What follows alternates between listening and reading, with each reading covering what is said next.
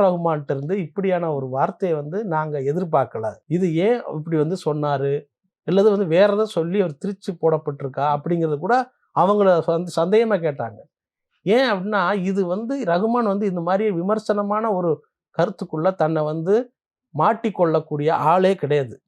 ஆனால் அப்படி சொல்லியிருக்காரு அப்படிங்கிறத ஏன்னு பார்க்கணும் நம்ம. அதாவது நான் சொல்றது வந்து 80ஸ்ல 70ஸ் அந்த மாரி காலகட்டங்கள்ல தமிழ் சினிமாவிலிருந்து நான் மும்பை சினிமாவுக்கு போன கலைஞர்களுக்கு வந்து என்னென்ன மாதிரியான எதிர்ப்பு வந்தது அப்படிங்கிறத நம்ம பார்க்கணும்.